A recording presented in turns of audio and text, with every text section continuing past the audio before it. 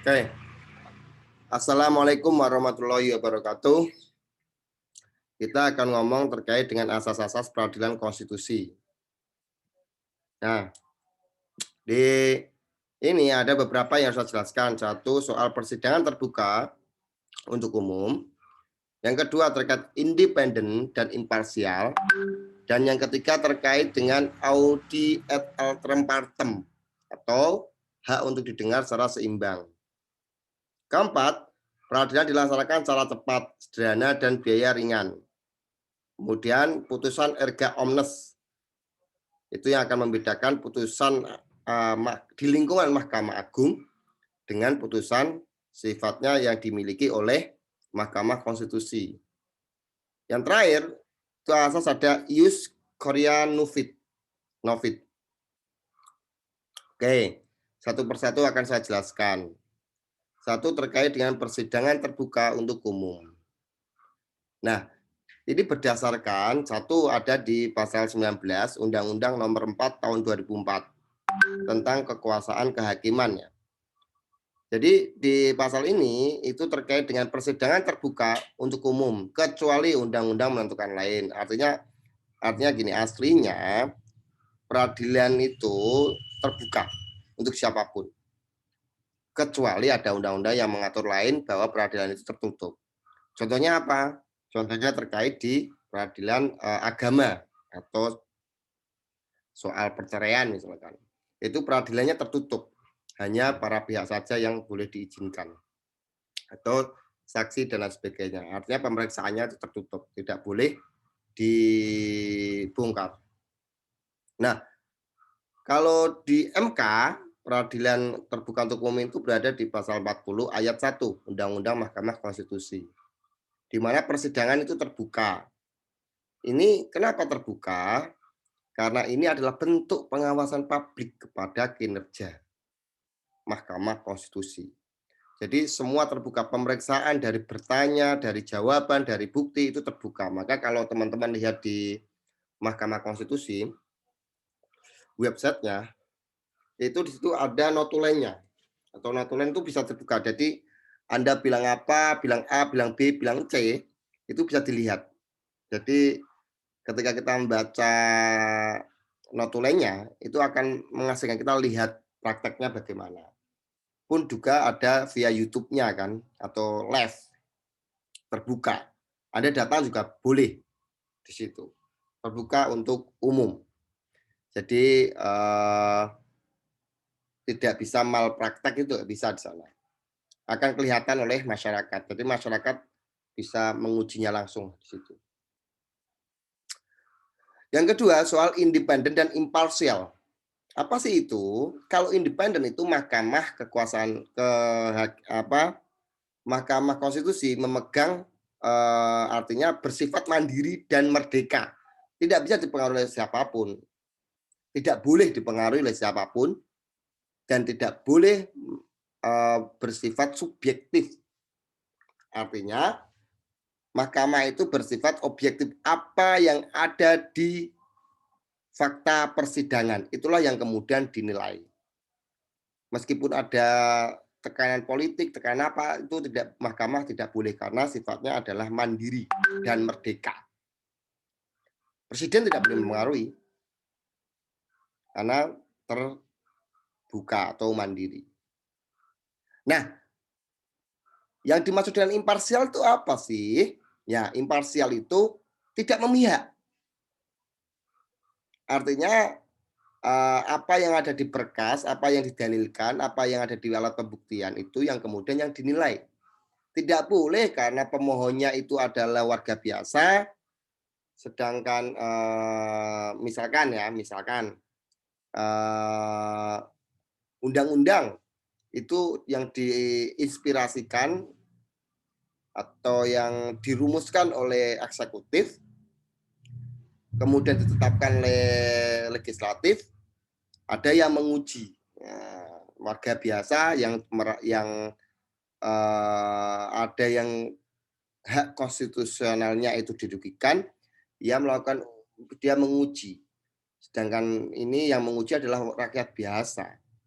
Itu mahkamah tidak boleh memihak kepada rakyat biasa ataupun kepada presiden via eksekutif ataupun legislatif ketika dimintai keterangan terkait undang-undang yang diuji itu atau proses pembuatan undang-undang itu sendiri. Karena tidak boleh memihak. Nah, yang ketiga itu soal asas audi et alteram partem. Artinya hak untuk didengar secara seimbang. Baik pemohon ataupun termohon berhak menyatakan pendapatnya di muka persidangan.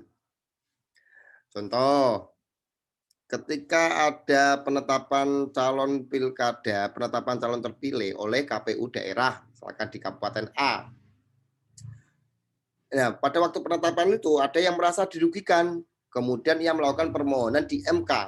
Berarti pemohonnya itu adalah orang yang merasa dirugikan atau calon yang merasa dirugikan atas keputusan KPU, termohonnya adalah KPU. Nah, maka pemohon dan termohon itu dikasih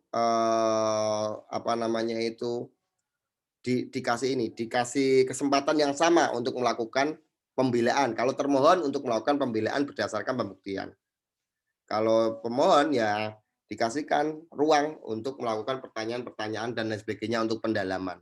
Jadi ini harus seimbang. Jadi seimbang. Tidak boleh kita menekankan diri kepada si ini saja, si